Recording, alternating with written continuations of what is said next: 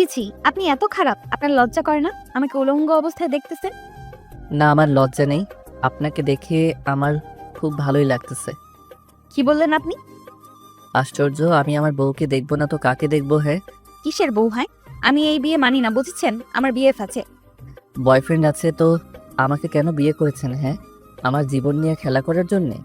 চিন্তা করবেন না, আমি 3 মাস পরে আপনাকে ডিভোর্স দিয়ে চলে যাব নিজেই। এখন আমাকে পোশাক পরতে দেন আর সরে বসুন আপনি। আপনার সাহস দেখে তো আমি অবাক।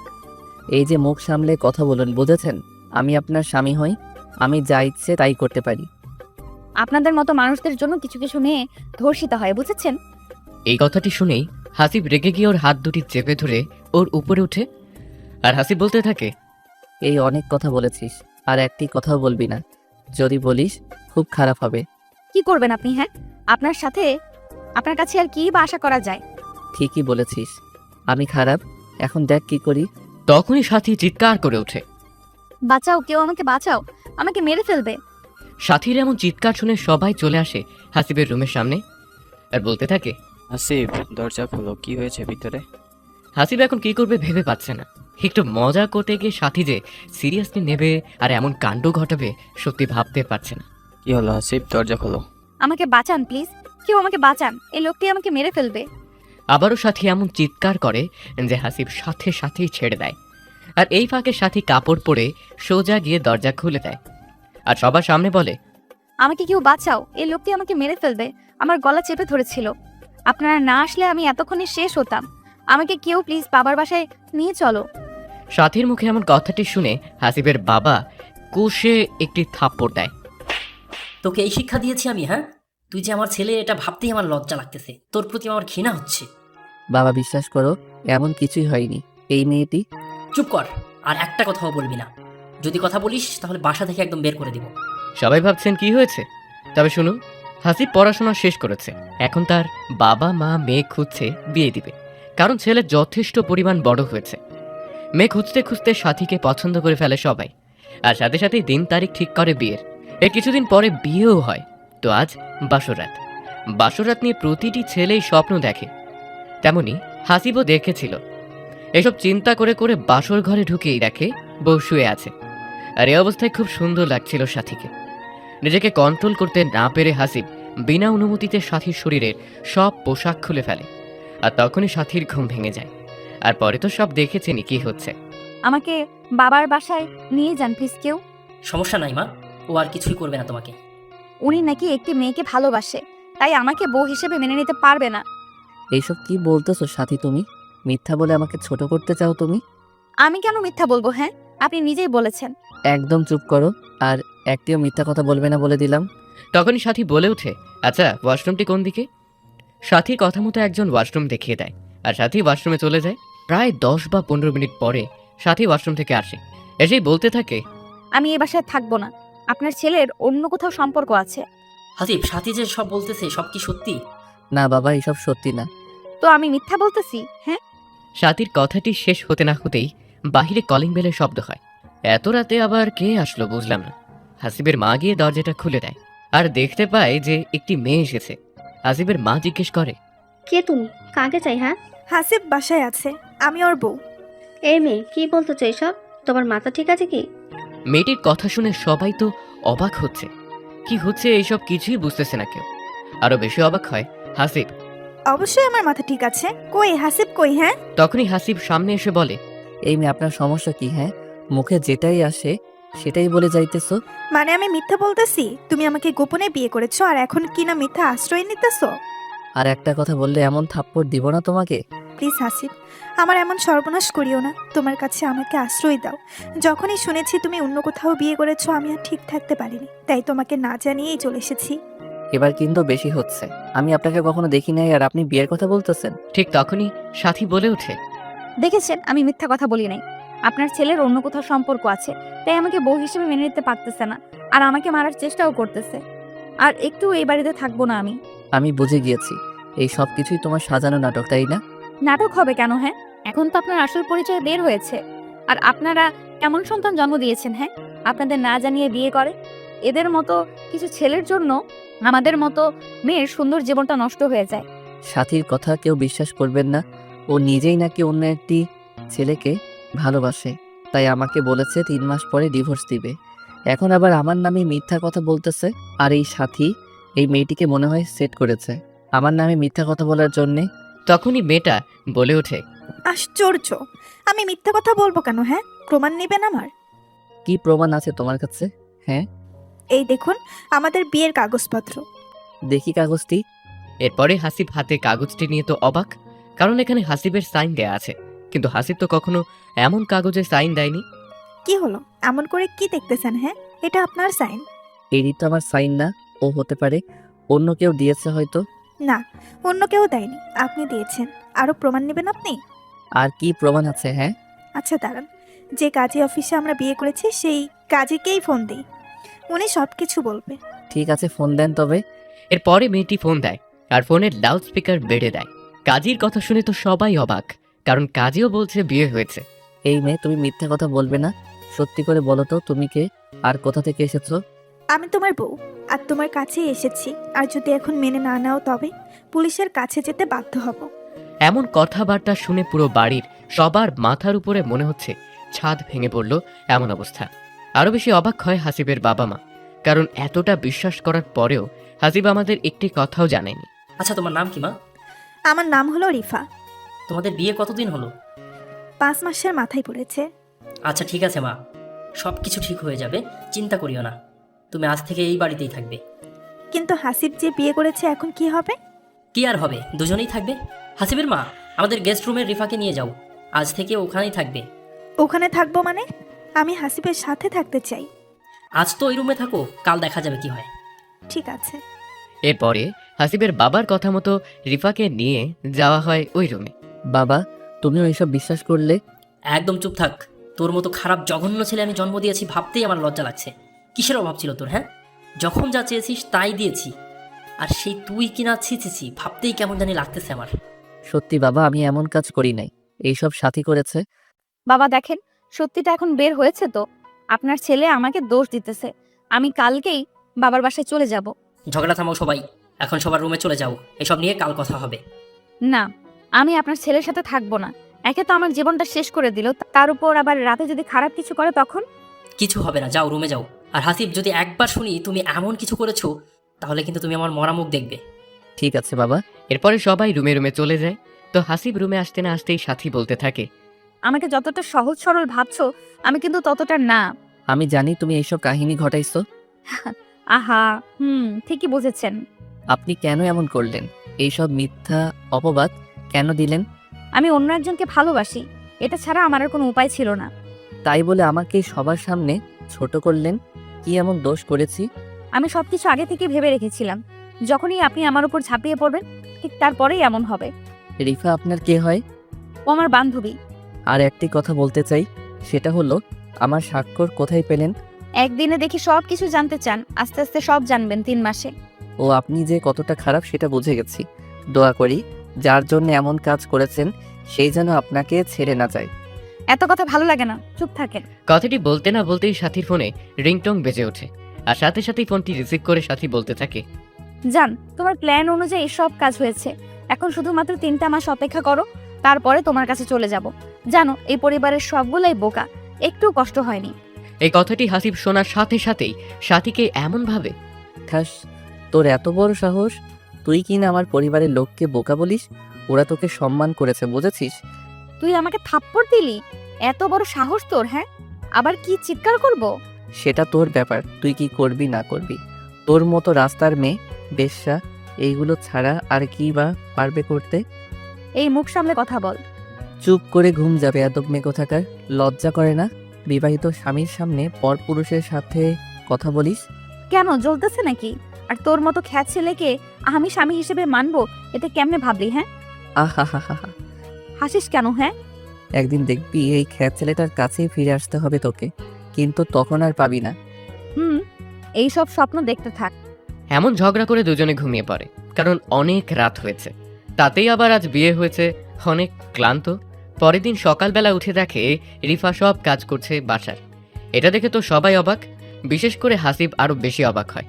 তখনই হাসিব জিজ্ঞেস করে, এই আপনি কি করতেছেন এইসব? হ্যাঁ, কি করি জানো না? বিয়ে হয়েছে, শ্বশুর বাড়িতে এসেছি, কাজ তো করতেই হবে, তাই কাজ করতেছি। বাহ, ভালোই নাটক করতে পারো। কিসের নাটক করি আমি, হ্যাঁ? সেটা আপনি ভালো জানেন কি নাটক করতেছেন। ওভার অ্যাক্টিং বেশি হচ্ছে আমার মনে হয়। এই তুই চুপ কর হাসিব। বাবা, তুমি জানো না এই মেয়েটি নাটক করতেছে? আর একটি কথাও বলবি না।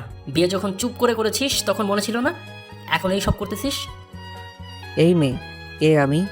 এই মেয়েকে আমি সত্যি বিয়ে করি নাই।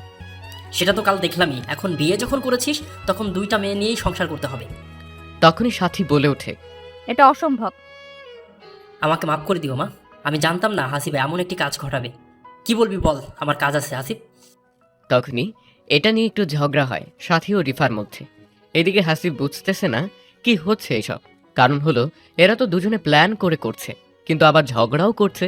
ব্যাপারটা বুঝলাম না। ঠিক তখনই আবারও সাথীর ফোন করা আসে, আর সাথী উপরে চলে যায়। এইভাবে সারাটা দিন ঝগড়া চলতে থাকে। বাড়িতে পরিবেশটাই নষ্ট করে ফেলতে ঝগড়া করে। তো যখন রাত হয়, হাসিব প্ল্যান করেই রিফার রুমে চলে যায়। রিফা, এই রিফা। এই কে কে এত রাতে, কে আমার রুমে? কে আবার তোমার স্বামী? হাসিব আমি। তো এখানে কি করতেছো? স্বামী বউয়ের কাছে কেন আসে জানো না বুঝি তুমি? না, জানি না।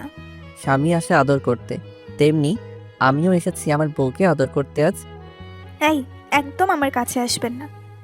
সেটা বললে তো আর হবে না। আমি এখন তোমার সাথে শারীরিক সম্পর্ক করব। এই না প্লিজ, যদি আমার কাছে আসো তো আমি কিন্তু চিৎকার করে উঠবো। চিৎকার করো, সমস্যা নেই। আমি আমার বউয়ের কাছে আসতে পারি, সবাই এটাই ভাববে। প্লিজ, আমার এত বড় ক্ষতি করবেন না। কে শোনে আর কার কথা? হাসিব সোজা রিফাকে বিছানায় শুইয়ে হাত দুটি চেপে ধরে। এখন তো শুরু, আরো অনেক কিছু হবে। আমাকে নষ্ট করিও না প্লিজ, তোমার পায়ে পড়ি আমি। তখনই হাসিব রিফার শরীর থেকে এক টানে শাড়িটা খুলে ফেলে। উফ, কি সুন্দর লাগতেছে। প্লিজ আসিফ, এমন করিও না। আমি আমার বউকে যা খুশি তাই করব, এতে কার কি? হ্যাঁ, এটা বলেই রিফার ঠোঁটের কাছে হাসিব ঠোঁট আনতেই নিজেকে ছাড়ার জন্য অনেক চেষ্টা করতে থাকে। কিন্তু এইদিকে কোনো বাধাই হাসিবকে আজ আটকাতে পারবে না। আর কিছু না ভেবে রিফার ঠোঁটে ঠোঁট লাগিয়ে দেয়, আপন মনে কিস করতে থাকে। রিফাও ভেবে নিয়েছে হাসিবের হাত থেকে আর নিজেকে কোনোভাবেই বাঁচাতে পারবো না। কিন্তু 5 মিনিট কিস করার পরে হাসিব নিজেই রিফাকে ছেড়ে দিয়ে বলতে থাকে, এখনো সময় আছে, বল তুই কি আমার সত্যিকারের বউ নাকি সাজানো? নিজের বউ। ও ঠিক আছে। এটা বলেই হাসিব আবারও যখন ঝাঁপিয়ে পড়ে রিফার উপর, ঠিক তখনই রিফা বলে ওঠে, আপনি আমার কেউ না, প্লিজ আমাকে ছেড়ে দিন। আমি তোমার স্বামী হই গো সোনা। সত্যি কেউ না, এসব সাজানো নাটক। সবকিছু সাথী প্ল্যান করেছে, তাই তো? সবকিছুই সাথের প্ল্যান ছিল, বিয়ের আগে থেকে। সাথী যদি অন্য কোনো ছেলেকে পছন্দ করে তবে বিয়ে করলো না কেন? ওর বাবার কথা রাখতে এসব করেছে। 3 মাস হলে ও ঠিকই চলে যাবে এখান থেকে, আপনাকে মিথ্যা অপবাদ দিয়ে। এইসব কথা কালকে বলবা সবার সামনে। ঠিক আছে, বলবো। যদি না বলো তবে কিন্তু তোমার সাথে এমন কাজ করব ভেবেই পাবে না। আজ তো এটুকু করলাম। ঠিক আছে। এখানে হাসিব আর কিছু না বলে সোজা নিজের রুমে চলে যায়। তখন সাথী প্রশ্ন করে, কিরে, কই ছিলি এতক্ষণ? কোথায় আবার? রিফার রুমে গিয়েছিলাম। ওর রুমে কেন গিয়েছিলি? হ্যাঁ, বইয়ের রুমে স্বামী যাবে না তো কে যাবে? গিয়ে অনেক আদর ভালোবাসা দিয়ে আসলাম। হাসিবের মুখে এমন কথা শুনে সাথী একটু থমকে যায়। ভালোবাসা মানে? ভালোবাসা মানে শারীরিক সম্পর্ক করে আসলাম আমার অন্য বউয়ের সাথে। আচ্ছা, কাল কথা হবে, আজ আমি খুবই ক্লান্ত। সাথী আর একটি কথাও না বলে ঘুমিয়ে যায়। আর মনে মনে ভাবতে থাকে রিফার সাথে এমন কাজ করলো, আর রিফা একটু চিৎকার করলো না। ওকে তো সব বুঝিয়ে দিয়েছি কি করলে কি করতে হবে। সেই দিন রাতটাও এইভাবেই কেটে যায়। পরের দিন সকালবেলায় হাসিব সবাইকে এক জায়গায় জড়ো করে আর বলে, কিছু কথা বলতে চাই আমি। সবাই ভাবছে কি এমন বলবে যে সবাইকে জড়ো করলো। এইদিকে সাথীর মনও ছটফট করছে, কি এমন হাসিব বলবে যে সবাইকে এক করলো। রিফা, এদিকে আসো আর সবটা খুলে বলো কি হয়েছে আমার সাথে। রিফা সামনে এসে বলতে থাকে যে, কাল রাতে হাসিব আমাকে হুমকি দিয়েছে, যদি আমি মিথ্যা না বলি তবে আমার বাবা মাকে মেরে ফেলবে। হোয়াট? এই রিফা, তুমি কি বলতেছো এইসব? আমি যা সত্যি তাই বলবো হাসিব, আমি মিথ্যা বলবো না, এটা আমার যা হয় হোক। তোমার মাথা ঠিক আছে? তুমি কি বলতেছো? আমি ঠিকই আছি, প্লিজ হাসিব, আমার বাবা মার কোনো ক্ষতি করিও না, তোমার পায়ে পড়ি আমি। তুমি কাল রাতে কি বললে আর আজ কি বলতেছো এসব? না, তুমি এমনটা করতে পারো না রিফা। প্লিজ সত্যিটা বলে দাও। আমাকে মাফ করবে হাসিব, আমি যা সত্যি তাই বলতেছি। ঠিক তখনই হাসিবের বাবা বলতে থাকে, হাসিব এসব কি বলতেছে রিফা? তুই মিথ্যা বলার জন্য হুমকি দিয়েছিস ওকে? না বাবা, বিশ্বাস করো আমি এমন কিছুই করি নাই। তাহলে কি রিফা মিথ্যা বলতেছে? হ্যাঁ, বাবা, রিফা মিথ্যা বলতেছে সবকিছু। প্লিজ হাসিব, আমাকে এসব মিথ্যা অপবাদ দিও না। যদি এমন কিছু বলো তো নিজেকেই শেষ করে দিব। তুমি চুপ করো রিফা, তোমার কিছুই হবে না। প্লিজ বাবা, আমার বাবা মার যেন কোনো প্রকার ক্ষতি না হয়। হাসিব সত্যি করে বলতো তুই কি চাস? তুই যদি আগেই রিফাকে বিয়ে করিস তাহলে আমাদের জানাইলি না কেন? মেয়েটার জীবন নিয়ে এমন করলি কেন? বাবা, তুমি আমার কথা বুঝতেই চাইতেছো না কেন? আমি রিফাকে চিনি না। এই একদম চুপ কর, আমার সামনে আর একটা মিথ্যা কথাও বলবি না। যদি নাই বিয়ে করিস তো কাল রাতে ওর রুমে গিয়েছিলি কেন তুই? আমি গিয়েছিলাম শুধুমাত্র এটাই বলতে যে তুমি কে আর কি চাও। না হাসিব, তুমি এটা বলো নাই। তুমি আমার সাথে 3-4 ঘন্টা থেকেছো, আমাকে অনেক কিছু করেছো, আর বলেছো আমি যেন বলি আমি তোমার বউ না। সব কিছু আমি সাজাইছি, আর এইসব না বললে আমার বাবা মাকে মেরে ফেলবে। তোর মতো ছেলে আমি জন্ম দিয়েছি ভাবতেই লজ্জা লাগছে। সি সি সি। ঠিক তখনই সাথী বলে ওঠে, বাবা আমি কিছু বলতে চাই। বলো কি বলবা? রিফা যা বলতেছে সব সত্যি কথা। তুমি সেটা কেমনে জানলে?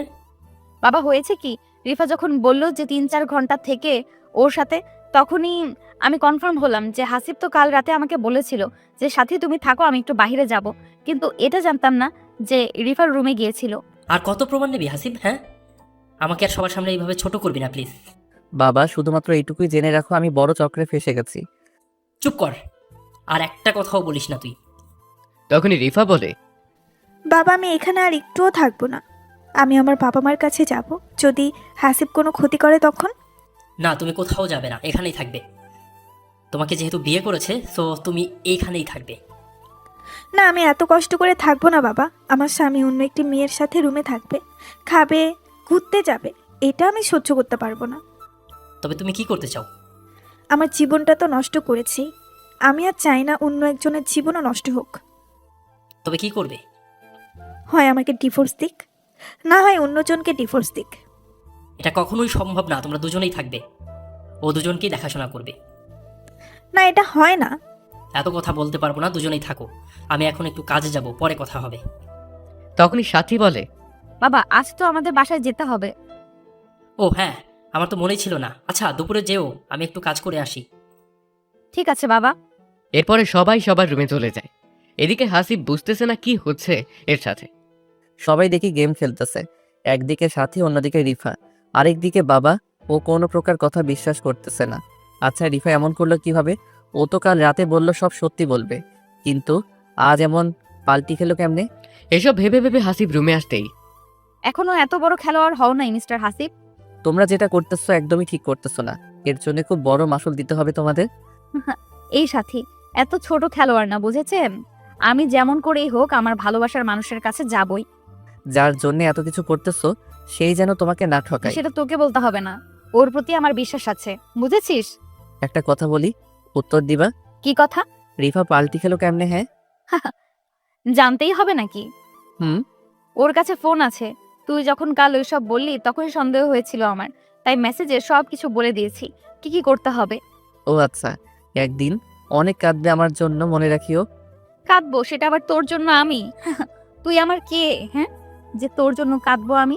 সময় বলে দিবে। নিজেকে কখনো আয়নায় দেখেছিস? হ্যাঁ দেখেছি। ভেবে দেখ তুই কোথায় আর আমি কোথায়। তোর মতো খ্যাত ছেলের সাথে কি আমার যায়? আর শোন, তোকে কালকে দেখাবো আমি যাকে ভালোবাসি সে দেখতে কেমন সুদর্শন। সৌন্দর্যতেই সবকিছু থাকে না? তো এইভাবেই হাসিব ও সাথীর মধ্যে অনেক তর্ক বিতর্ক হয়। এর মধ্যে আবার হাসিবের বাবা কাজ সেরে বাসায় আসে দুপুরে। হাসিব বোমা কোথায় তোমরা? হাসিব সাথী বাবা ডাক শুনে রুম থেকে বের হয়ে আসে। বাবা বলো।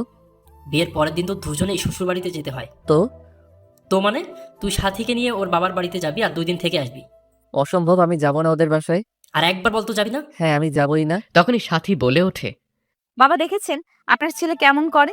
আমি রুমের ভেতরে কত করে বললাম 2 দিন থেকেই আসবো, কিন্তু ও নাকি যাবে না। হাসিব তুই যদি না যাস তো অনেক খারাপ কিছু ঘটে যাবে, কিন্তু মনে রাখিস বাবা। বাবার এমন কথায় হাসিবও শেষমেশ রাজি হয়ে যায়।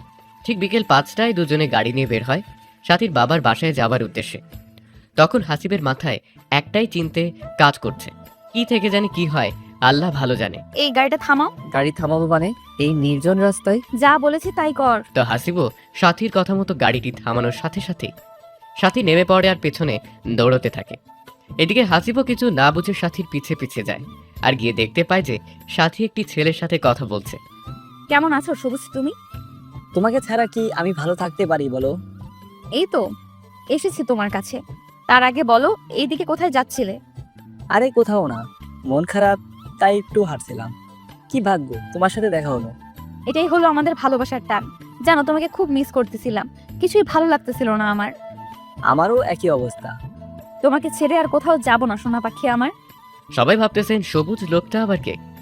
এখানে সবুজকেই সাথী ভালোবেসেছিল, তাই এত কিছু করেছে হাসিবের সাথে। ঠিক তখনই সবুজ সাথীকে জড়িয়ে ধরে। যখনই ঠোঁটে কিস করতে যাবে সেই সময় হাসিব বলে ওঠে, এই দাঁড়াও ওখানেই। এই আপনি কি আর এখানে কি করতেছেন? আমি কে সেটা সাথীকে বলো আর সাথীকে ছেড়ে দাও। হট, কে এই লোকটির সাথে? ওর সাথেই তো আমার বিয়ে হয়েছে। হা হা হা, তাই নাকি? এ বলছি না সাথীকে ছেড়ে দে। যদি ফেরে না দেই কি করবি? কথাটি শোনা মাত্রই হাসিব গিয়ে সবুজের শার্টের কলার ধরে বলতে থাকে, তুই আমার সামনে আমার বউয়ের গায়ে হাত দিস? এত বড় সাহস তোর? হ্যাঁ। এটা বলে সবুজকে মারতে থাকে। আর এদিকে সাথী তো অবাক হয়ে তাকিয়ে থাকে, কারণ হাসিবকে বোকা মনে করেছিল আর ওই নাকি সবুজকে এমন করে মারছে। এই ছাড়ো দুজনে প্লিজ। ঠিক তখনই হাসিব সাথীকেও খুব জোরেই একটি থাপ্পড় দেয়। ঠাস ঠাস। এই এখান থেকে সরে যা। বলেই আবারও সবুজকে মারতে থাকে। ঠিক তখন একটি গাড়ি এসে থামে আর গাড়ি থেকে একটি সুন্দরী মেয়ে নেমেই বলতে থাকে, এই সবুজ, এই তুমি এখানে কি করতেছো? হ্যাঁ, তোমার জন্য আমি কত সময় ধরে অপেক্ষা করতেছি রেস্টুরেন্টে, আর তুমি মারামারি লাগিয়েছো এখানে। এরপরে অনেক জোরাজুরির পরে হাসিব ছেড়ে দেয় সবুজকে। এর মধ্যেই সাথী প্রশ্ন করে বসে, এই মেয়ে তুমি কে? আগে তো কখনো দেখি নাই সবুজের সাথে। আমি কে সেটা আপনাকে কেন বলতে যাব? হ্যাঁ, আর আপনি আমাকে প্রশ্ন করার কে? কেন? উত্তর দিলে কি হবে? আমি হলাম সবুজের হবু বউ। কথাটি শুনেই সাথী থমকে যায় কিছুক্ষণের জন্য। কি বলেছিলাম না তোমার রূপবতী বয়ফ্রেন্ড একদিন তোমাকে এমন সারপ্রাইজ দিবে, ভাবতেই পারবে না। এই সবুজ, এই মেয়েটি যা বলতেছে সব কি সত্যি কথা? হ্যাঁ সত্যি কথা, ও আমার হবু বউ। না, আমি বিশ্বাস করি না, এটা হতেই পারে না। তুমি শুধুমাত্র আমার। সরি সাথী, আমার পরিবারে কেউ তোমাকে মেনে নেবে না, কারণ তুমি বিবাহিত মেয়ে। আর তোমার স্বামী তোমাকে কত কি করেছে না করেছে। কথাটি বলার সাথে সাথে এত বড় কথাটি বলতে পারলি তুই আমাকে? জানিস কত ভালোবাসি তোকে আমি। সরি সাথী।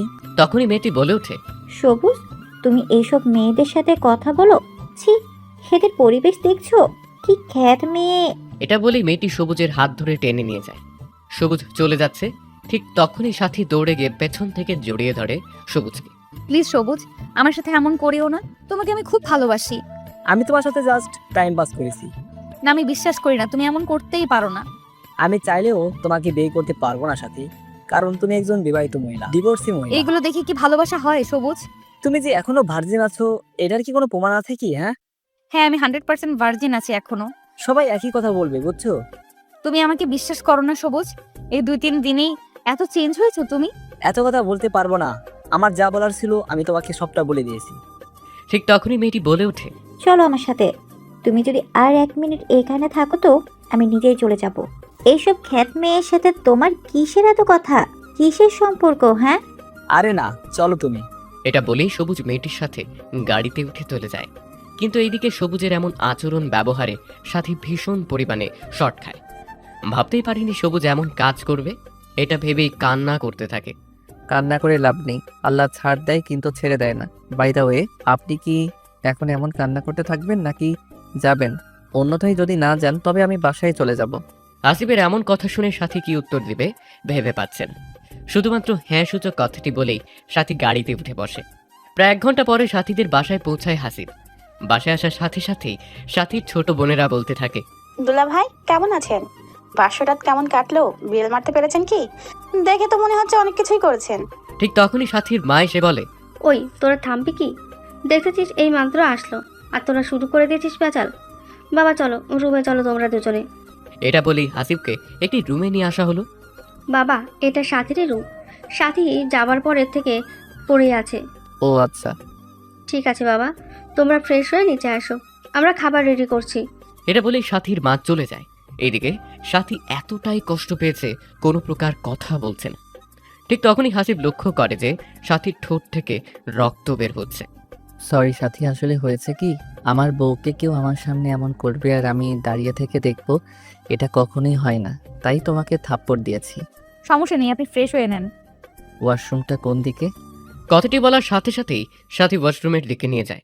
প্রায় আধা ঘন্টা পরে হাসিব আর সাথী যখন একসাথে রুম থেকে বের হয়ে আসছিল, ঠিক তখনই সাথীর মা বাবা দূর থেকে দেখে বলে ওঠে, দেখছো সাথীর মা, কত সুন্দর লাগতেছে দুজনকে, মনে হচ্ছে রাজা রানী আসতেছে। ঠিকই বলেছ, খুব সুন্দর লাগছে আমার মেয়ে জামাইকে। আল্লাহ যেন ওদের সারা জীবন সুখে রাখে। এরই মধ্যে আবার দুষ্টু শালিগুলো চলে আসে। দুলা ভাই কি বলবো, তোমারে ওয়াও লাগতেছে। উফ, আপুর জামাই না হয় যদি আমার জামাই হতে। ঠিক তখনই সাথী বলে ওঠে, এই কি হচ্ছে এসব? হ্যাঁ, আমরা আমাদের দুলা ভাইয়ের সাথে মজা করতেছি। কেন, তোমার চলতেছে বুঝি? সাথী কি উত্তর দেবে কিছু ভেবে পাচ্ছে না। দুলা ভাই গো, তোমার কোনো ছোট ভাই নাই? না, নেই। উফ, থাকলে আমার জামাই বানাইতাম। তোমরা তো দেখতেছি খুব ফাজিল। চলো সবাই খাওয়া দাওয়া করব। এরপরে সবাই মিলে খাওয়া দাওয়া করতে বসে, কিন্তু সাথীর বোন এখনো খারাপ হয়েই আছে। খারাপ হবারই কথা, কারণ এত ভালোবাসার পরেও যদি প্রিয় মানুষটি নিজের না হয়, কষ্ট তো হবেই। খাওয়া দাওয়া শেষ করে সাথীর বোনদের সাথে একটু হাসিব আড্ডা দেয়। রাত যখন 10টা বাজে তখন হাসিব বলে ওঠে, আচ্ছা, আজ ঘুমাতে যাই, কি বলো তোমরা? বারে, এত তাড়াতাড়ি ঘুম নাকি? আপুকে গিয়ে আদর করবেন? আরে আজ জার্নি করে এসেছি, শরীরটা একটু ক্লান্ত আমার। সরি। বারে, এত তাড়াতাড়ি ঘুম নাকি আপুকে গিয়ে আদর করবেন? দুলা ভাই, আমরাও বুঝি, আমরা ছোট বাচ্চা না, বুঝেছেন? এরপরে হাসিব রুমে এসে দেখে যে সাথী ঘুমিয়ে গিয়েছে। তো হাসিব আর সাথীকে না জাগিয়ে সোফায় ঘুমিয়ে পড়ে। সবাই ভাবছেন সোফায় কেন ঘুমোলো। আসলে হয়েছে কি, সাথী নিজের সাথে ঘুমোতে দেয় না হাসিবকে। যদি কিছু করে বসে তখন। রাত যখন 1টা বাজে হাসিব জাগ না পায়, আর ঘুম না আসার কারণে সাথীদের ছাদে একটু ঘুরতে যায়। কিন্তু ছাদেকেই দেখতে পায় যে কে জানি একজন আগে থেকেই বসে আছে। তো হাসিব একটু গলা হাসুর দেয়। কে আপনি? এত রাতে ছাদে আসছেন? কথাটি বলার সাথে সাথে একটি মেয়ে উত্তর দেয়, আরে দুলা ভাই, আপনি এত রাতে এখানে? ব্যাপার কি? আপু মনে হয় আদর করতে দেয়নি? আরে না, আমার ঘুম আসতেছিল না, তাই আমি একটু ছাদে আসলাম। তা তোমার নাম কি? আমার নাম হলো হিয়ামণি। বাহ, অনেক সুন্দর নাম। থাক, পাম দিয়ে না দুলা ভাই। আচ্ছা, একটি কথা বলি, সত্যি করে উত্তর দিবেন তো? বলো, কি কথা আছে বলার? মাইন্ড করিয়েন না। আচ্ছা, আপনার সাথে কি সাথী আপুর সত্যি কিছু হয়েছে? বলতে কথাটি শুনেই হাসিব চমকে ওঠে। হঠাৎ এই প্রশ্ন কেন? হ্যাঁ বা না বলেন শুধু। না, হয়নি। আমি এটাই অনুভব করেছিলাম। আমি জানি আপু আপনাকে ওর কাছে আসতেই দিবে না। কেন দিবে না আসতে? ও একটি ছেলেকে খুবই ভালোবাসতো, কিন্তু হঠাৎ করে কি জানি হলো, তাই তোমার সাথে বিয়ে হয়ে গেল। জানি, ওর সম্পর্কে সবকিছু। আপনি এখন কি করবেন? কি আর করব, ডিভোর্স দিব আমি। প্লিজ এমন কিছু করিয়েন না দুলা ভাই, দেখবেন সব ঠিক হবে। এত কথা বুঝি না। এটা বলে যখনই হাসিব ছাদ থেকে নিচে যেতে ধরে, ঠিক তখনই হিয়া হাতটি টেনে ধরে। প্লিজ দুলা ভাই, হাত ছাড়ো, কেউ দেখে ফেলবে। আপনি যতক্ষণ না বলবেন আমি আপনার হাত ছাড়বো না।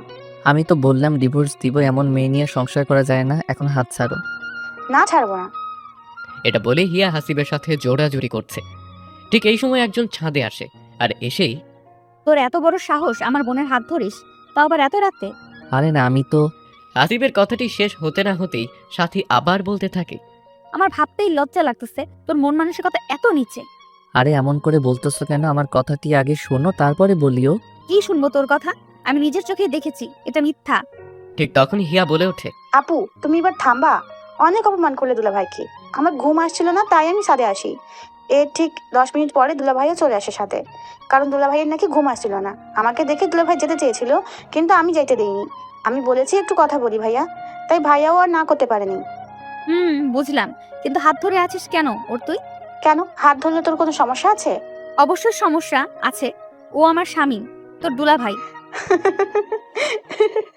হাসতেছিস কেন?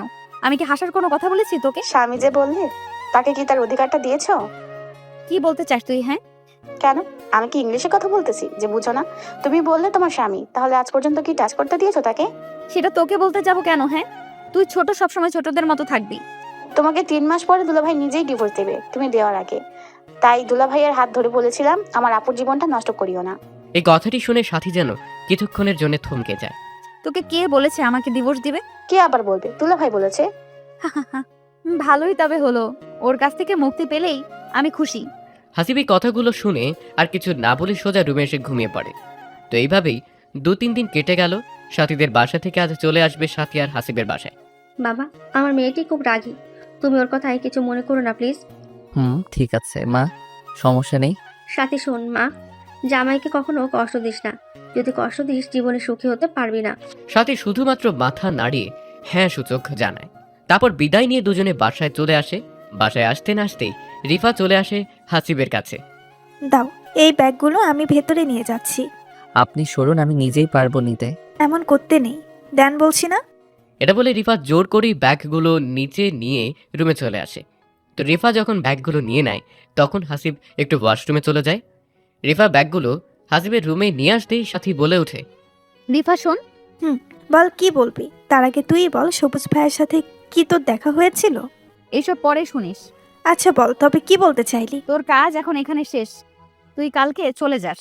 মানে কি বলতেছিস এসব? যা বলেছি তাই কর, তোর কাজ শেষ, এখন চলে যা। বাকি কাজ আমি নিজেই করতে পারবো। না, আমি যাব না। যাবি না মানে কি বলতে চাস তুই? আমি এই 5-6 দিনে এই বাসায় মানুষগুলোর মায়ায় পড়ে গেছি, আমি যেতে পারবো না। হোয়াট? তোর মাথা ঠিক আছে? কি বলতেছিস? আমার মাথা ঠিক আছে সম্পূর্ণ। তোকে আমি এখানে থাকার জন্য কি এনেছি? হ্যাঁ, তোর সমস্যা কি বুঝলাম না। তুই তো 3 মাস পরে ডিভোর্স দিবি, তো এত কথা পেঁচাইতেছিস কেন? সেটা তুই বুঝবি না। আমি যাইতে পারবো না। আর তুমি হাসিবকে ডিভোর্স দিলে আমি কোনো না কোনোভাবেই হাসিবের মনে জায়গা করে নিয়ে কোনো না কোনোভাবেই বিয়ে করে নিব, আর চিরকাল এখানেই থাকবো। মাথা গরম করিস না আমার। রিফা তোকে যা বলেছি তাই কর, না হলে খুব খারাপ হবে বলে দিলাম। যা ইচ্ছে করতে পারিস তুই।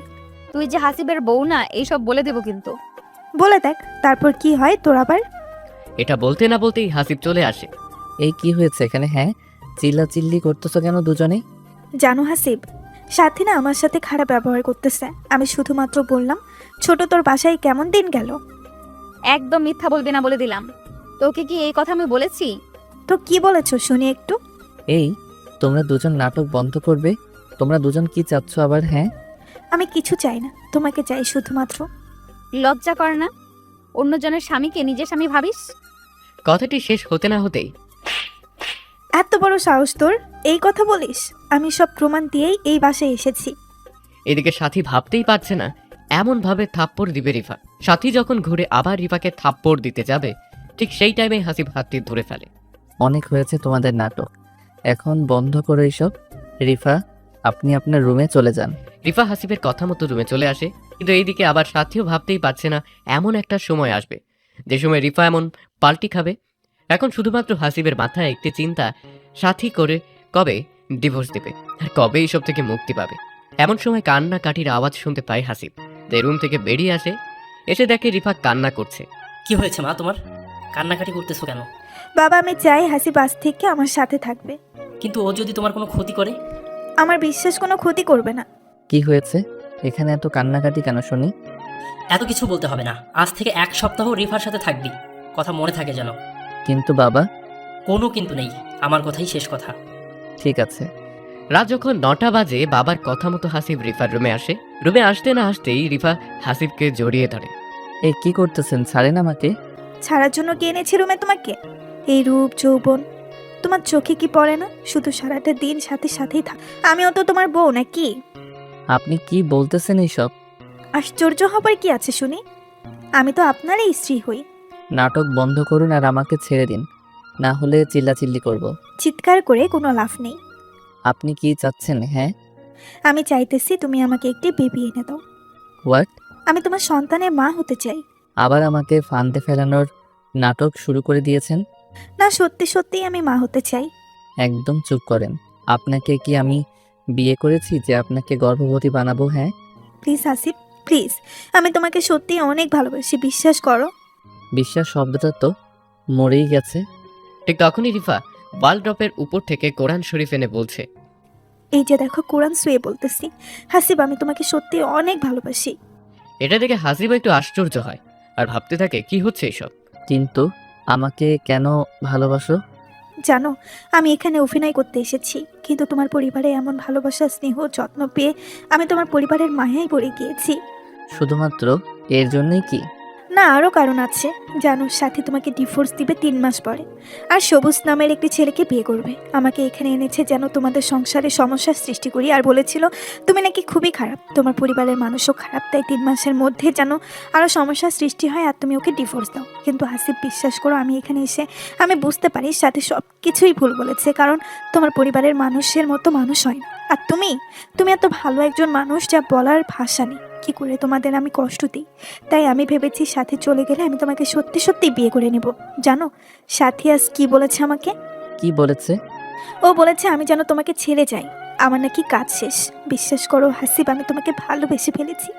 আমি তোমার সাথে সারাটি জীবন থাকতে চাই। কিন্তু প্লিজ, কোনো কিন্তু নাই। তুমি সাথীকে ডিভোর্স দেওয়ার পরেই আমাকে বিয়ে করে নাও। আচ্ছা, আমি ভেবে দেখব। দেখিও, কিন্তু আমার তোমাকেই চাই হাসিব। আচ্ছা, তুমিও যদি সেই দিনের মতো পরে পাল্টি খাও তখন?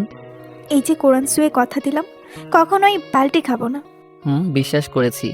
এখন কোরআন রেখে আসো। হাসিবের কথা মতো রিফাও কোরআন রেখে আসে।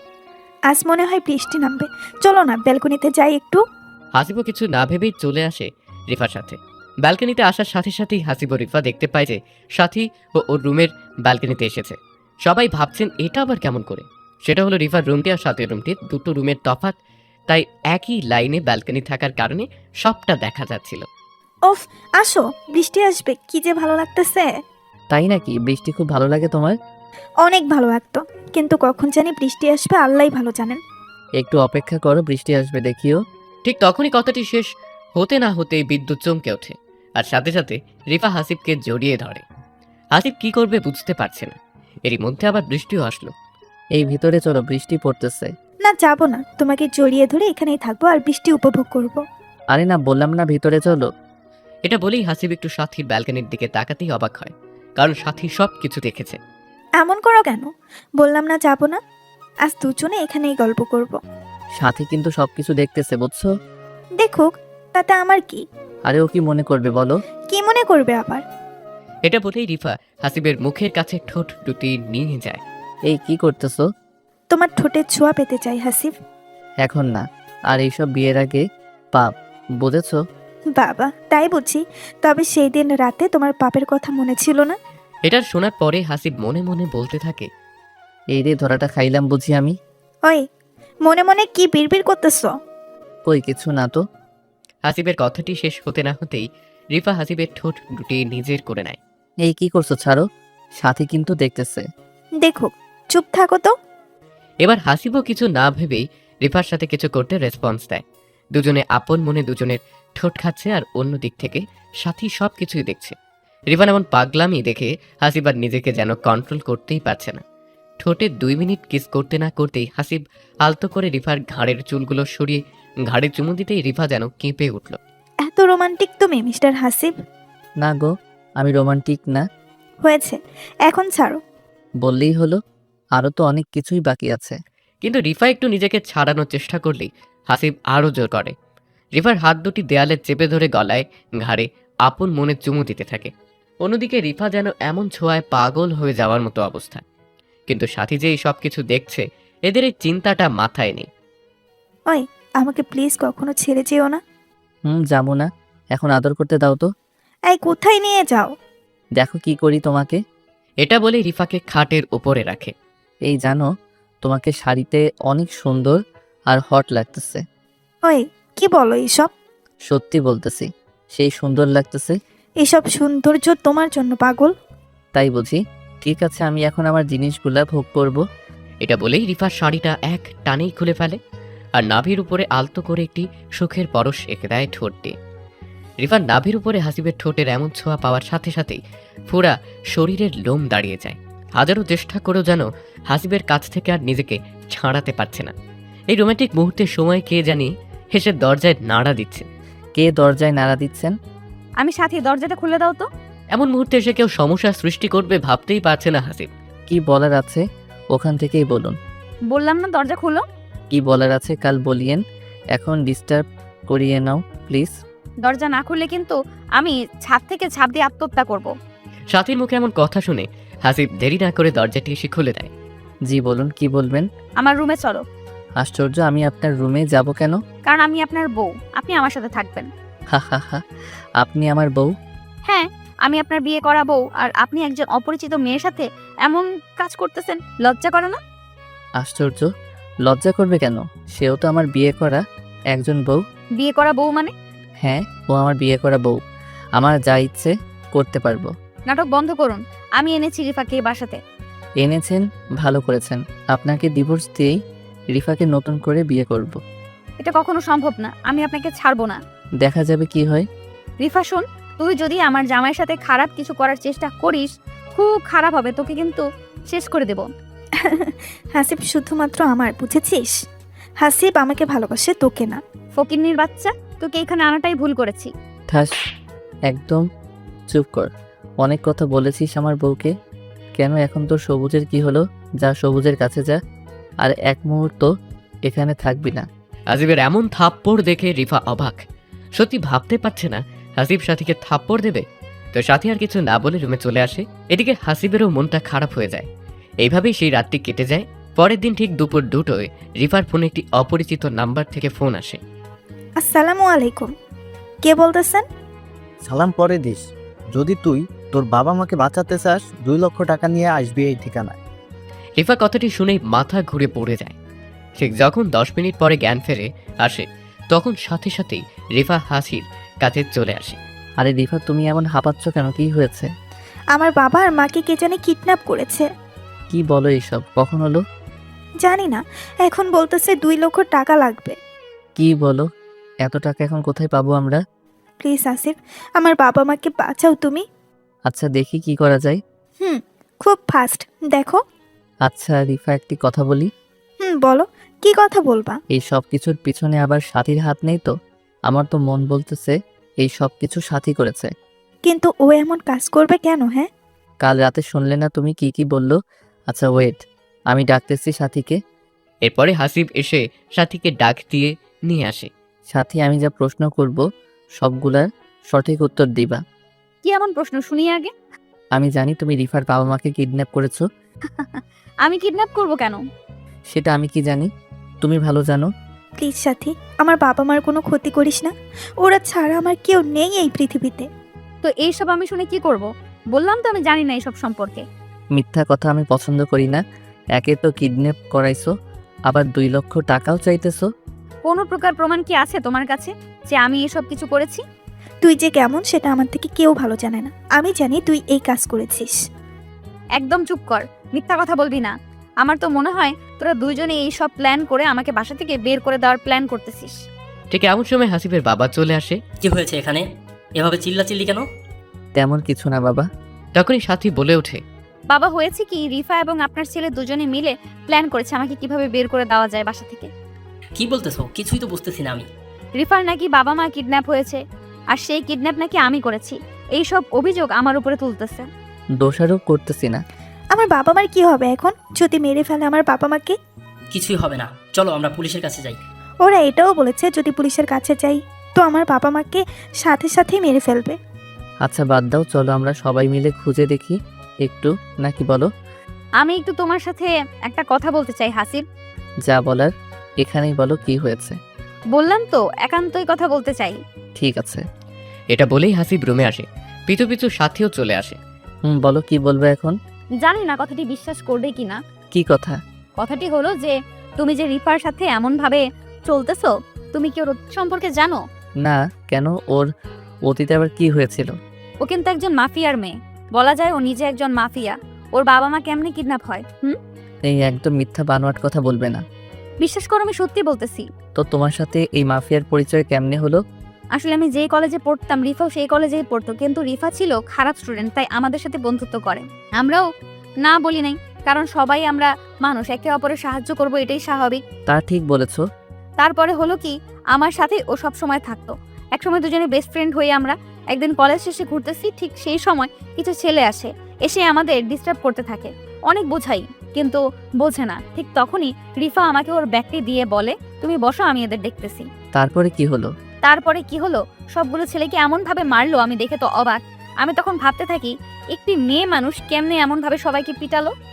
ছেলেগুলো যখনই চলে যায় আমি রিফাকে জিজ্ঞেস করি, আচ্ছা তোর শরীরে এত শক্তি কই থেকে আসলো রে? সত্যি করে বলবি কিন্তু। থাক, অন্যদিন শুনিস। আজকেই বলতে হবে তোকে। তবে শোন, আমি একজন মাফিয়ার মেয়ে, মনে করতে পারিস আমিও মাফিয়া। আমাদের কাজ হলো মানুষকে কিডন্যাপ করা আর পরে মুক্তিপণ চাওয়া। কথাটি শুনে জানো আমি চমকে উঠি আর ভয় পাই। তোর ভয় পাওয়ার কোনো কারণ নেই, তোর কোনো প্রকার ক্ষতি করব না আমি। সত্যি তো নাকি পরে আমাকেও কিডন্যাপ করবি? এই জন্য তোকে বলতে চাইনি, তুই আমার বেস্ট ফ্রেন্ড। আমি কি এসব করতে পারি রে? হ্যাঁ, আমার উপর বিশ্বাস রাখতে পারিস কিন্তু তুই। তবুও ভয় লাগতেছে আমার রিফা, বিশ্বাস কর। তুই যেভাবে ছেলেগুলোর পিটাইলি একজন ছেলেও এমনভাবে পিটাইতে পারবে না। তারপরে কি হলো? এরপরে আমিও একটু ভয় পেতাম, কিন্তু যখন দেখেছি আমার কোনো ক্ষতি করে না তখন আর ভয় পাই নাই। জানো, ও সাহস দেখেই আমি তোমাদের বাসায় এনেছি। অনেক সুন্দর নাটক সাজাইতে পারো, কিন্তু তুমি বন্ধ করো তোমার এই বানোয়াট নাটক। একটি মেয়ে হয়ে অন্য আরেকটি মেয়ের নামে এমন বাজে কথা বলো, লজ্জাও করে না তোমার? হাসিব, বিশ্বাস করো আমি মিথ্যা বলতেছি না, সবকিছুই সত্যি। বিশ্বাস সেটা আবার তোমাকে? কখনোই না, বুঝছো? কি করলে বিশ্বাস করবে? কোনো কিছুই করা লাগবে না। কেন আমি রিফার সাথে মিশতেছি এটা তোমার সহ্য হচ্ছে না, তাই ওর নামে মিথ্যা অপবাদ দিতেছো। তুমি একজন ছলনাময়ী নারী, বুঝছো? এটা বলেই হাসিব বাহিরে এসে দেখে যে রিফা নেই। বাবা, রিফা কই? রিফা তো নেই, চলে গেল ওর বাবা মাকে খুঁজতে। একাই চলে গেল? আরও কোথায় খুঁজবে ওর বাবা মাকে? আমি জানি না, শোন, মনে হয় বেশি দূর যেতে পারে নাই, তুই যা রিফাকে খুঁজতে যা। ঠিক আছে বাবা, আমিও যাইতেছি। এটা বলে হাসিবও বেরিয়ে পড়ে রিফাকে খোঁজার উদ্দেশ্যে। রিফাকে খুঁজতে বের হলেও হাসিবের মনে এখন একটু ভয় কাজ করছে, কারণ যদি সাথীর কথা সত্যি হয় তখন কি হবে? একজন রিকশাওয়ালাকে হাসিব প্রশ্ন করছে, আচ্ছা ভাইয়া, এইদিকে কি একটা মেয়ে গিয়েছে? অনেক মেয়েই তো যায়, আপনি কার কথা বলছেন? মেয়েটি একটু লম্বা চিকন করে, তবে ফর্সা অনেক। আর হ্যাঁ, মেয়েটি একটু চিন্তিত ছিল। ও মামা, হ্যাঁ হ্যাঁ, এমন একজন মেয়েকে আমি একটু আগে নামিয়ে দিয়ে আসলাম। মেয়েটা খুব চিন্তিত আর বলতেছিল একটু তাড়াতাড়ি করে চালান রিক্সা। কোথায় নামাই দিছো মামা? রংপুর লালবাগে নামাই দিয়ে আসলাম। ও আচ্ছা, আমাকেও নিয়ে চলুন এখনই। এটা বলেই হাসিব রিকশাওয়ালা লোকটির সাথে চলে যায়। প্রায় 4 বা 5 মিনিট পর যখন গন্তব্যস্থানে আসে, এসেই দেখে যে রিফা কিছু ছেলের সাথে কথা বলছে। হাসিব আর কিছু না ভেবে ওর কাছে চলে যায়। রিফা, তুমি এখানে আসলে আর সেটাও আমাকে না বলে? আরে তুই এখানে? তোমার বাবা মা কিডন্যাপ হয়েছে, আমি আসবো না তো কে আসবে শুনি? ও আচ্ছা, তুমি চলে যাও, আমি ঠিক খুঁজে বের করব। চলে যাব মানে কি সব বলতেছো? আমি চাই না আমার জন্য তোমার পরিবারের কারো কোনো প্রকার ক্ষতি হোক। একদম চুপ করো, আর বলো এই ছেলেগুলা কে, আর তুমি বা কি করতেছো এদের সাথে? আসলে এরা হলো তোমার গ্যাং, তাই তো? গ্যাং মানে? আর মিথ্যা বলবে না, আমি জানি তুমি একজন মাফিয়ার মেয়ে। ও সবটা জেনেই গেছো তবে? সাথী বলেছে। ও সত্যি বলেছে হাসিব, আমি একজন মাফিয়ার মেয়ে, অনেক খারাপ। আমার কাছে এতদিন লুকাইছো কেন? কারণ যদি আমি বলতাম তুমি আমার সাথে জীবনেও মিশতে না। তাই বলে তুমি এত বড় সত্যিটা লুকাই রেখেছো? প্লিজ হাসিব, আমাকে মাফ করে দিও। আর আমি চাই না আমার জন্য তোমার ক্ষতি হোক। কিন্তু আমি তো তোমার পিছু ছাড়বো না। আর না, তোমার ক্ষতি হবে। হলে হোক, কিন্তু তোমাকে একা যাইতে দিব না। এমন পাগলামি করিও না তো হাসিব, তোমার কিছু হলে তোমার বাবা মার কি হবে? হ্যাঁ, সমস্যা নাই, চলো। এরপরে হাসিবের এমন জোড়াজড়িতে রিফা ওর না করতে পারেনি, তাই বাধ্য হয়ে হাসিবকেও নিয়ে যাইতে চায়। তুমি যাবে কিন্তু খুব সাবধানে থাকতে হবে। কেন কেন? কারণ ওদের কাছে অনেক অস্ত্র আছে। কি বলো এইসব? ওরা অনেক খারাপ মানুষ। আচ্ছা, তোমাদের কাছে নেই অস্ত্র? আছে, আমাদের কাছেও আছে অনেক। তুমি কি চালাইতে পারো অস্ত্র? পারি। ও আচ্ছা, ঠিক আছে। তোমরা কি জানো তোমার বাবা মা কোথায় আছে এখন? জানি, এখান থেকে 2 কিলোমিটার দূরে একটি পরিত্যক্ত বাড়িতে রেখেছে। আচ্ছা ঠিক আছে, চলো তবে। আমি আবারও বলতেছি, সাবধানে থাকতে হবে তোমাকে। এরপরে হাসিব রিফার কিছু ছেলে সবাই মিলে গন্তব্যস্থানে যায়, কিন্তু গিয়েই দেখে যে পুরো বাড়িতে লোকজন পাহারা দিচ্ছে। প্রায় 15 বা 20 জন লোক হবে। এমন সময় রিফার ফোনে আবার কল আসে। হ্যালো, কোথায় যাইতে হবে এখন আমাদের? ফোনে স্পিকার থাকার কারণে সব শোনা যাচ্ছে। বাড়ির ভিতরে চলে আসো। আর হ্যাঁ, কোনো চালাকি করতে পারবে না, যদি করো তোমার বাবা মাকে শেষ করে দেবো। ঠিক আছে, যাচ্ছি। রিফা, কি হলো? তুমি বাহিরে থাকো হাসিব, আর একটি অস্ত্র তোমার কাছে রাখো, কিছু হলে ব্যবহার করবে। আমিও ভিতরে যাব। প্লিজ দয়া করে ভেতরে যেও না, তুমি বাহিরে থাকো। ঠিক আছে, আমি বাহিরে আছি, কিন্তু তুমি যদি বাহিরে না আসো আমি কিন্তু ভিতরে চলে যাব। ঠিক আছে। এরপরে হাসিব বাহিরে থাকে আর রিফাও ছেলেগুলো ভিতরে যেতে থাকে। এমন সময় একজন ছেলে রিফাকে বলে ওঠে, আপু, তুমি এই ছেলেটাকে চিনো? তোদের দুলাভাই হবে ও।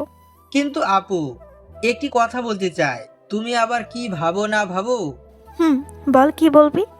আপু, এই ছেলেটাকে আমি চিনি, ও গোয়েন্দা। তোর মাথা ঠিক আছে পাগল একটা? আপু, সত্যি আমি একজন দেখেছি। মানুষের মতো কি মানুষ থাকে না? হ্যাঁ, থাকে, কিন্তু আমার বিশ্বাস এই লোকেই ওই লোক। একদম চুপ কর। আমি হাসিবকে ভালো করে চিনি, ও গোয়েন্দা না। আচ্ছা আপু, সরি। চুপচাপ ভেতরে ঢোক, যে কোনোভাবেই হোক বাবা মাকে বের করতে হবে এখানে। আপু। এরপরে যখন রিফা ভেতরে ঢোকে দেখে যে বাবা মাকে বন্দি করে রেখেছে, ঠিক তখনই রিফা দৌড়ে যেতে ধরল। ওখানেই দাঁড়াও রেফা, যদি এক পা এগিয়ে যাও তো তোমার বাবা মাকে শেষ করব। কে তুমি? কি চাও? চাই তো অনেক কিছু, আগে বল কোনো চালাকি করিস নাই তো? না। হঠাৎ এরপরেই রিফার ছেলে গোলাগুলি শুরু করে দেয়। এর মধ্যেই রিফাও শুরু করে দেয় গোলাগুলি। প্রায় এক পর্যায়ে যখন সবকিছু থেমে যায় তখনই রিফা বলে, বাবা, বাবা তুমি কোথায়? আশ্চর্য, আমার বাবা কোথায় গেল? ঠিক তখনই একজন বলে ওঠে, তোমার বাবা আমার কাছে রিফা। এটা দেখে তো রিফা পুরোই অবাক, কারণ হাসিব কখন ভেতরে আসলো। তুমি এখানে? হাসিব মানে বুঝলাম না, কখন ভেতরে আসলে? আমার কাজেই তো সঠিক সময় সঠিক স্থানে আসা। মানে কি বলতেছো তুমি? কিছুই তো বুঝতেছি না আমি। মানে হলো আমি একজন ডিবি পুলিশ। এটা কিন্তু ফাজলামি করার টাইম না হাসিফ। তোমার সাথে ফাইজলামি করার সময়ও আমার নেই, বুঝছো? তোমার বাবা একজন এই দেশের জঘন্যতম ব্যক্তি, যার নামে হাজার হাজার ব্যক্তির পরিবার আজ রাস্তায় নেমেছে। তোমার বাবার জন্য আমার নিজের মামা মারা গিয়েছে। তোমার বাবা এই আইনের চোখে একজন খুনি, যার একটাই শাস্তি মৃত্যুদণ্ড। হাসিবের মুখে এমন কথা শুনে যেন রিফার বুক ধরপড় ধরপড় করতে থাকে। না, আমার বাবা খুনি না। মিথ্যা চাপা থাকে না রিফা, আর তুমিও একজন মাফিয়া, যার বিচার আদালত করবে। আমি শুধুমাত্র আমার দায়িত্ব পালন করব। তুমি এইসব জানলে কেমন করে? তোমার সম্পর্কে আমি অনেক কিছুই জানি যেটা তুমি জানো না। মানে? তুমি যেই দিন বউ হয়ে আমার বাসায় আসলে নাটক করতে, সেই দিনই তোমাকে চিনে ফেলেছি আমি। তুমি আমাকে চিনলে কেমনে? তোমার ফটো আগে থেকেই আমার কাছে ছিল, তোমাকে মনে মনে খুঁজতেছিলাম, কিন্তু মেঘনা চাইতেই তুমি বৃষ্টি হয়ে এসেছো। তার মানে তুমি জেনে শুনে আমার সাথে এমন করছো? জি। আমি বিশ্বাস করি না। Has your wish. তার মানে তুমি কি আমাকে ভালোবাসো না? জি না। তোমার মতো একজন মাফিয়ার মেয়েকে আমি কেমনে ভালোবাসবো বলো? ইঁদুর বিলাইয়ের কি কখনো মিল হয় শুনেছো? সেই রকম তুমি ইঁদুর। এত বড় ধোকা, তাও আবার আমার সাথে। এটা কেমনে করলে তুমি হাসিব? সত্যি আমি তোমাকে অনেক ভালোবাসি। হাসিবের এমন হাসি দেখে সেই ছেলেটা আবার রিফাকে বলতে থাকে, আপু, আমি তোমাকে বলছিলাম না এই ছেলেটাকে আমি আগে দেখেছি, এ একজন পুলিশ। তুমি আমার কথা বিশ্বাস করো নাই। কিচ্ছু হবে না, চুপ থাক তুই। রিফা, রাইফেল সব নিচে রাখো, না হলে আমি তোমার বাবা মাকে গুলি করতে বাধ্য হব। তুমি আমার সাথে এত কিছু করেও বলতেছো আমাকে ভালোবাসো না? এটা ব্যাপার না, কিছু কিছু কাজে এমন করতে হয়। জি হাসিফ, তুমি এমন করলে আমি বুঝেছি সাথী তোমাকে আমার সম্পর্কে আরো বেশি কিছু বলেছে। বলেছে। ও অবশ্য বলতে চাইনি। আমি রিফা বলতেছি, আমি ছাড়া তোমার জীবনে কেউ থাকবে না, সাথীকে আমি শেষ করে দিব। এ পেঁচাল বন্ধ করো। আমি এত সহজে ধরা দিব না হাসিব, আমি শুধুমাত্র তোমার জীবনে বউ হয়ে থাকতে চাই। একদম চুপ থাকো বললাম, না হলে তোমার বাবা মা কিন্তু আমার হাতে আছে। থাক। এখানে কিন্তু সাথীর কোনো দোষ নেই। আছে, দোষ অবশ্যই আছে। আমার নামে তোমাকে এত কিছু বলেছে, আমি জানি না। বিশ্বাস করো রিফা, সত্যি বলতেছি।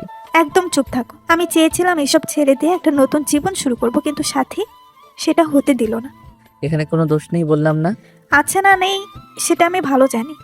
অনেক বোঝাইছি তোমাকে, এখন কি তুমি নিজেই ধরা দিবা নাকি আমার আসল রূপটা বের করতে হবে সেটা বলো। আমি তো কোনোভাবেই ধরা দিব না সাথীকে শেষ না করা পর্যন্ত। সাথী সবকিছু বলেছে, আর ও আর আমি এসব প্ল্যান করেছি, দেখি তুমি সাথে কি করতে পারো। মানে সাথী তো সবুজকে ভালোবাসতো। বাসত, কিন্তু ওকে সবুজ ধোকা দিয়েছে, আর সাথীও নিজের ভুলটা বুঝতে পেরেছে। কখন এসব ঘটলো? যাই হোক, বলি তবে সবাইকে, আপনারা তো জানেন সাথীর বোন হিয়া আর হাসিব একদিন রাতে ছাদে বসে কথা বলছিল। সেই দিন কিন্তু সাথী ওদের সব কথা শুনেছিল আর ভাবছিল, সবুজ তো আমাকে ধোকা দিল, কিন্তু এই হাসিব তো কোনো প্রকার ধোকা দেয়নি। সবুজ যদি আমাকে ভুলে নতুন কোনো মেয়েকে নিয়ে থাকতে পারে, তো আমি কেন পারবো না হাসিবকে ভালোবাসে তার সংসার করতে? এটা ভেবেই হাসিবকে সেই রাতে বলে, হিয়া, তুই আর হাসিব কি করতেছিস এত রাতে ছাদে? না আপু, কিছু না, আমার ঘুম আসছিল না তাই ছাদে আসি, কিন্তু একটু পরে দুলাভাইও আসলো তাই গল্প করতেছি। ও ও আচ্ছা, হাসিব রুমে চলো তো, কথা আছে। অনেকে বলতে পারেন ভাই সেদিনের রাতে সব কাহিনী কি মিথ্যে ছিল? ভাই, মিথ্যে ছিল। তো সাথীর কথা মতো হাসিবও পিছে পিছে আসে হাসিবের রুমে। সাথী বলো কি বলবা? সরি, আমাকে মাফ করে দিও। আমি আমার ভুল বুঝতে পেরেছি। আমি ভুল মানুষকে ভালোবেসেছিলাম। তোমাকে অনেক কষ্ট দিয়েছি, অপমান করেছি। এটা বলেই পা ধরে কান্না করতে থাকে সাথী। তোমার ভুল বুঝতে পেরেছো, এটাই অনেক। তবে তোমাকে তখন মাফ করব যখন আমার কথার উত্তর দিবা সত্যি সত্যি। বলো কি কথা? রিফা একজন মাফিয়া, ওর বাবা মাও মাফিয়া। কিন্তু তুমি চিনো কেমনে? একসাথেই পড়াশোনা করেছি, ও আমার বান্ধবী হয়। তুমি কি জানতেও মাফিয়া? একটু একটু জানতাম, কিন্তু আমার সাথে ভালো সম্পর্ক ছিল। তুমি জানো আমি একটি অফিসে চাকরি করি, কিন্তু আমি একজন ডিবি পুলিশ। কি বলো তুমি এসব? যা বলছি সব সত্যি। এখন তোমাকে যা বলতেছি বাসায় গিয়ে ঠিক এমন এমন কাজ করবা। রিফাকে বুঝতেই দিবা না। কিন্তু কোনো কিন্তু না, ওদের জন্য অনেক মানুষের জীবন চলে যাচ্ছে। সো ওর বাবা মাকে ধরার জন্যে সাহায্য করো, তবে তোমাকে ক্ষমা করব আমি। হাসিবের মুখে এমন কথা শুনে সাথী নিরুপায় হয়ে রাজি হয়ে যায়। ঠিক আছে। তুমি জানোই না সাথী, ও কত ডেঞ্জারাস, বুঝছো? আচ্ছা, তুমি যেটা ভালো বুঝো। হাসিবের কথা শেষ হতে না হতে রিফা বলতে থাকে, ও আচ্ছা, এই কাহিনী। এটা সত্যি হাসিব, তুমি আমার না হলে আমি তোমার জীবনে কাউকে রাখবো না। এইসব জেলে গিয়ে ভাবিও, অনেক সময় পাবে। কথাটি শেষ হতে না হতেই রিফা আবার গোলাগুলি শুরু করে দেয়, কিন্তু সেটা কারোর উপরে না। এমন গোলাগুলিতে সবাই একটু স্তব্ধ হয়ে যায় কিছুক্ষণের জন্য। যখনই গোলাগুলি থেমে যায় হাসিব দেখে যে রিফা নাই এখানে, উধাও। তুমি যেখানেই যাও না কেন রিফা, তোমাকে আমি খুঁজে বের করবই। আর তোমার বাবা মা এখন আমাদের হাতে, তুমি অবশ্যই তো আসবে। এসব বলেই হাসিব রিফার বাবা মাকে থানায় নিয়ে যায়। তো সেখানে রেখে সোজা বাসায় আসে হাসিব। কি হলো, ধরতে পারলে তুমি? না সাথী, ও পালিয়ে গিয়েছে, কিন্তু ওর বাবা মা আমাদের আয়ত্তে আছে। তুমি হয়তো জানো না, রিফা খুব ভালোবাসে ওর বাবা মাকে। এখন কেমনে ধরবো এটাই ভাবতেছি।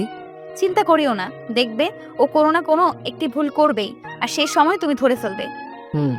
আমি খুব ক্লান্ত, ফ্রেশ হয়ে আসতেছি, তুমি একটু খাবার নিয়ে আসো। হাসিবের এই কথাটি শেষ হতে না হতেই হাসিবের বাবা এসে উপস্থিত। হাসিব, বৌমাকে খুঁজে পেলি নাকি থানায় যেতে হবে আমাদের?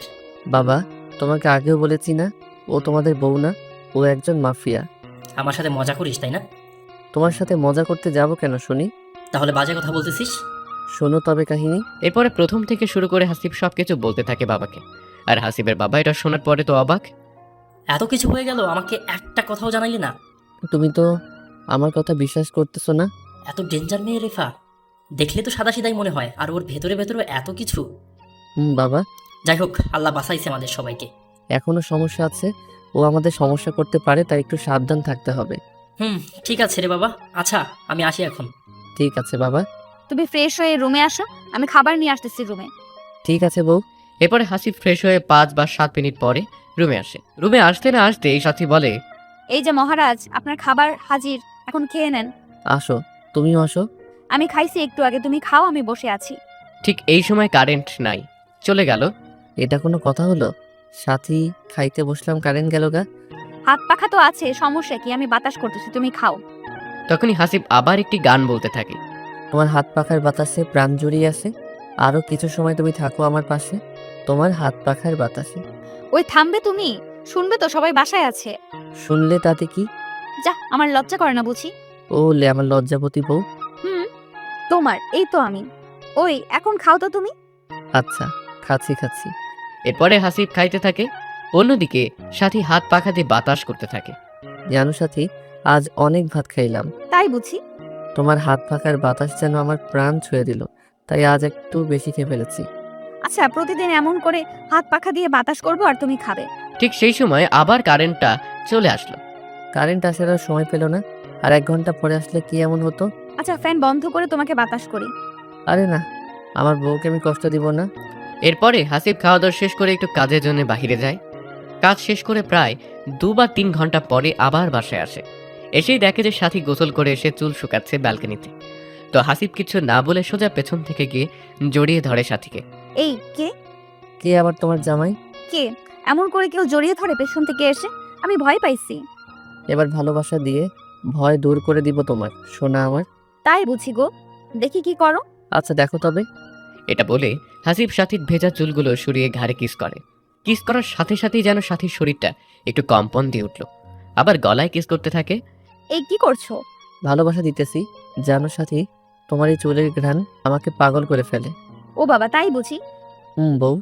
এটা বলেই সাথীকে একটি টান দিয়ে নিজের দিকে ঘুরিয়ে নেয়। এই হাসিব, আমার কিন্তু লজ্জা লাগতেছে। স্বামীর কাছে কিসের লজ্জা শুনি? তুমি অনেক রোমান্টিক গো জামাই আমার। তাই নাকি? হুম। আচ্ছা, আরো রোমান্টিক হই তবে। এটা বলেই সাথী ঠোঁট দুটি নিজের ঠোঁটের কাছে নিয়ে আসে। আসতেই দুজনের নাক দুটি একসাথে হয়। তো হাসিব করে কি, হে নিজের নাক দিয়ে সাথীর নাকে স্পর্শ করে বলে, তোমার নাকটি অনেক সুন্দর গো। যা দুষ্টু কোথাকার। অনেক।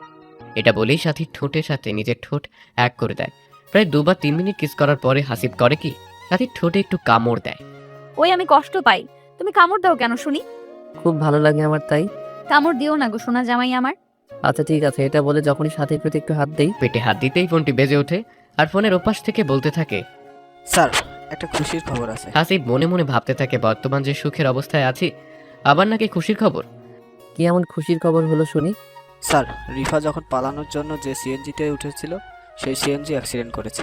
কথাটা শোনার সাথে সাথেই হাসিবের বুকটা যেন কেঁপে উঠল। বলো কি, রিফা ঠিক আছে তো? রিফার অবস্থা খুবই খারাপ স্যার। আমরা ওকে রংপুর মেডিকেল হাসপাতালে ভর্তি করিয়েছি, কিন্তু ও শুধুমাত্র আপনাকে চাইতেছে। বলো কি? যত তাড়াতাড়ি পারেন আপনি আসেন, আমি অপেক্ষায় আছি। ঠিক আছে, তুমি ওখানেই থাকো, আমি যাচ্ছি এক্ষুনি। কি হয়েছে হাসিব, তোমাকে চিন্তিত দেখাচ্ছে কেন? রিফার গাড়ি অ্যাক্সিডেন্ট করেছে, এখন হাসপাতালে ভর্তি আছে। না বাছা অবস্থা, ওখানে এখন যাইতে হবে। আমিও যাব তোমার সাথে, আমাকে নিয়ে চলো। কিন্তু কোনো কিন্তু না, চলো আমাকে নিয়ে। এরপরে হাসিব সাথীকে নিয়ে সোজা হাসপাতালে চলে আসে। কিছুক্ষণের মধ্যে এসে দেখতে পায় যে রিফা একটি বেডে চিকিৎসাধীন অবস্থায় শুয়ে আছে। তো হাসিবকে আর সাথীকে দেখতেই উঠতে চেষ্টা করে। ওখানে শুয়ে থাকো, আমি যাচ্ছি তোমার কাছে। এটা বলে হাসিব সোজা রিফার মাথার কাছে বসে। চিন্তা করিও না রিফা, সব ঠিক আছে। আমি মনে হয় আর বেশিক্ষণ বাঁচবো না হাসিব। মারা যাবার আগে কি তোমার কোলে আমি একটু মাথা রাখতে পারি? কথাটি শোনার সাথে সাথেই হাসিব রিফার মাথাটা কোলে নেয়। আরে পাগলি, তোমার কিচ্ছু হবে না। না হাসিব, আমার সময় বেশি নেই। সাথী এদিকে আয় না, দরজার ওখানে কি করিস? সাথী কান্না অবস্থায় বলতে থাকে, আজ আমার জন্য তোর এই অবস্থা হবে আমি ভাবতেই পারি নাই। আমি যদি জানতাম, বিশ্বাস কর, তোকে কখনো এই বাসায় আনতাম না। ভাগলে একটা, আমার কপালে যে এটা ছিল রে। এখানে তোর কোনো দোষ নেই, আমার বাপের সাজা আমি পাচ্ছি। একদম চুপ থাক। সাথে একটা কথা বলে শোন, হাসিবকে কখনো কষ্ট দিস না। জানিস হাসিবের বাবা মা অনেক ভালো। তোরা যখন বিয়ের পিড়িতে গেলি ঘুরতে তোমাদের বাসায়, তখন জানিস আমাকে এত আদর করেছে যা আমি আমার বাবা মার কাছে কখনো পাইনি। তাই ভেবেছিলাম তোর ডিভোর্স হলে আমি হাসিবকে বিয়ে করব, আমার আগের সব অতীত ভুলে নতুন করে বাঁচবো। তাই আমি এসব করেছি রে। আমার ব্যবহারে কষ্ট পাইলে মাফ করে দিস, আর কথাতে হাসিবকে কখনো কষ্ট দিবি না। জানিস আল্লাহ আমার কপালে এই সুখ রাখেনি। যাই হোক, আল্লাহ যেটা ভালো বুঝেছে সেটাই হয়তো করেছে। প্লিজ আমাকে কথা দে না। রিফার মুখে আমার কথা শুনে হাসিব সহ পুরো রুমের লোকের সবার চোখে পানি এসেছে। আমি তোকে কথা দিলাম কখনো হাসিবকে কষ্ট দিব না, সব সময় অনেক ভালোবাসবো। এখন ঠিক আছে হাসিব, তুমিও কথা দাও, কখনো সাথীকে কষ্ট দিবে না। কথা দিলাম। ও হ্যাঁ, আরেকটি কথা, আমার বাবা মা তো জেলে, ওদের একটু দেখে রাখিও প্লিজ। ওদের অনেক বয়স হয়েছে, জানি ওরা অনেক খারাপ কাজ করেছে, কিন্তু তবুও একটু দেখে রাখিও। হাসিবের নাম বলা শেষ হতে না হতেই রিফা তার নিঃশ্বাস ত্যাগ করে। রিফা মারা যাবার পরে যেন সবাই হতবাক হয়ে তাকিয়ে আছে শুধুমাত্র ওর দিকে, কেউ কোনো কথা বলতেছে না। ঠিক তখনই কিছু পুলিশ এসে বলে, স্যার আমরা এখন কি রিফাকে নিয়ে যেতে পারি? কারণ ওকে চেক করতে হবে। তার কোনো দরকার নেই, আমি ওকে আমাদের নিজস্ব কবরস্থানে মাটি দিব। কিন্তু স্যার। কোনো কিন্তু নেই। এরপর হাসিব রিফাকে বাসায় নিয়ে আসে। লোকজন জড়ো করে গোসল দিয়ে সুন্দরভাবে নিজের কবরস্থানে মাটি দিয়ে আসে। কেন জানি মাটি দিয়ে আসার পরে থেকেই হাসিবের মন সব সময় খারাপ থাকে। তুমি ইদানিং খুব টেনশন করো, এটা কিন্তু ঠিক না। আমরা তো শুধুমাত্র একটা জিনিসেই বর্তমান করতে পারি রিফার জন্য, সেটা হলো দোয়া। সাথী ঠিক বলেছ। এরপরে হাসিব ওর সাথে দুজনেই সুখে জীবন কাটাতে থাকে। মাঝে মাঝে হাসিব রিফার কবরস্থানে গিয়ে দোয়া করে আসে যাতে রিফাকে আল্লাহ জান্নাত নসিব করে। ধন্যবাদ সবাইকে, ভালো থাকবেন। এটা কাল্পনিক গল্প, কেউ বাস্তবে নেবেন না। আল্লাহ হাফেজ।